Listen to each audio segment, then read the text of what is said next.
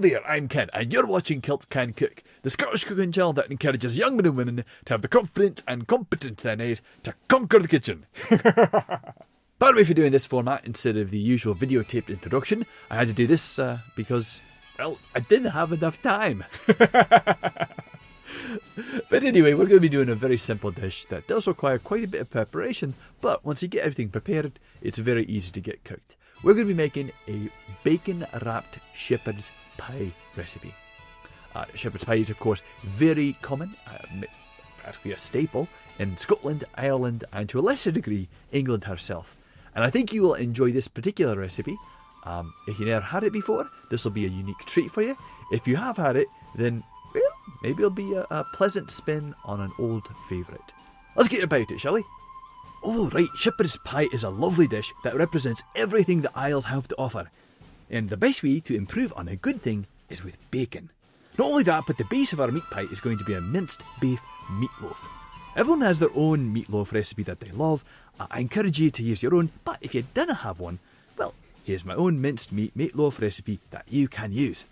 Okay, for those of you not familiar with shepherd's pie, the easiest thing to know is that it is basically a pie made out of mashed tatties and meat.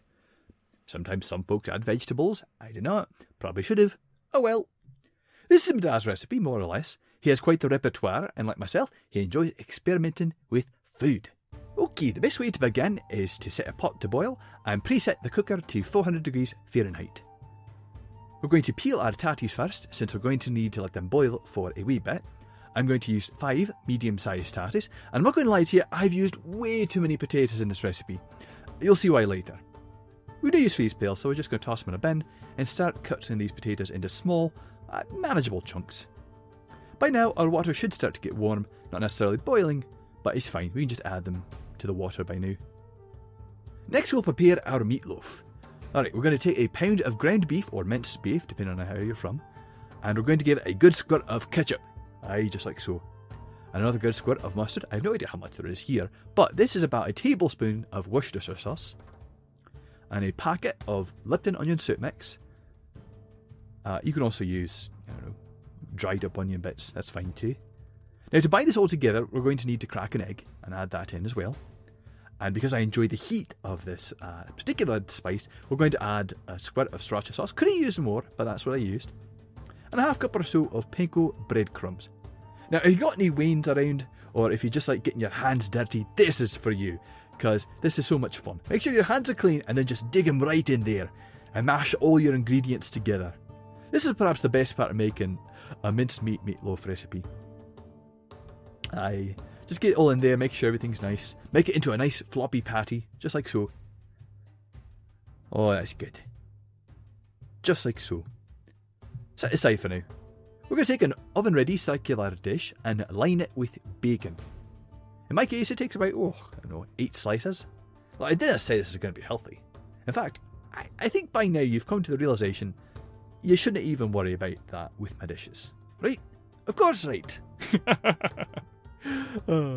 Okay.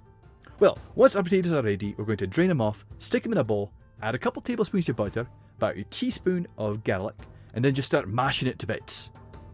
Now, I'm going to add a wee bit of whole milk here. I'm just going to keep on mashing. Keep on mashing, keep on mashing. Don't need to do too much whole milk here. Salt and pepper the thin. And then I'm going to do something a wee bit odd. I'm going to take and add just over a tablespoon of chicken bouillon. Now, this is a fantastic way to just increase the flavour profile of everything. Because now we're using 3 different types of animals. Cow, pig, and chicken. It's a meat lover's paradise. So try and do a wee bit more, add a wee bit more milk so it gets nice and silky, and then stir it even further. Just like so. It doesn't take any time at all. I think I used maybe a total of a half cup of milk. Now it's time to assemble. Take a spatula, stick your tatties on the bottom of your dish, on top of the bacon. Now we're going to take our meat patty, add it on top of the mashed tatties. Oh look, it's a perfect fit. It's like I planned it.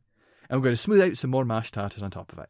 Now, this was my problem. I added too much of a good thing, and it overflowed the top. This had 2 things. Number 1, it caused my juices to bubble over and start smoking in my cooker. And that was bad. My smoke alarm started going crazy. And 2, it took longer to cook. And the bacon at the bottom, well, it was cooked, but it wasn't perfect. That was my mistake. Avoid my errors and you should be fine. Oh, and of course you'll need extra bacon on the top. In fact, I think, to be honest, I think this would have been better just with bacon on the top and not necessarily on the bottom. You can decide that for your own version of this dish. Stick it in your cooker for about 45 minutes. Set your timer, of course, so you should know exactly how long it takes. And now we're going to take it out and use a meat thermometer to see how cooked our meat is. Now here's the problem. Oh, that looks good though, doesn't it? The problem is the bacon at the base is not going to cook as fast as the hamburger, and the hamburger is going to cook at a lower temperature. So we have to stick this in for another 15 minutes. Oh, look at that smoke. Ugh, so bad. Oh well, I put it in for another 15 minutes, or a total of 1 hour of cooking time. Not only that, but I add another dish to soak up some of the grease, and I put cheese on the top, because of course you add cheese. It looks amazing, doesn't it? I'll tell you what, if you follow my advice and don't make the mistakes I made, specifically don't put bacon at the bottom, don't overflow your potatoes, you're going to have an amazing shepherd's pie. Even still, if you make this dish exactly as I made it, it's still going to be very tasty. This is one of the most delicious things I've ever cooked, but it could be better. In the meantime, you're watching Kilt Can Cook, the Scottish cooking channel that encourages young men and women to have the confidence and competence they need to conquer the kitchen. Be seeing you next time.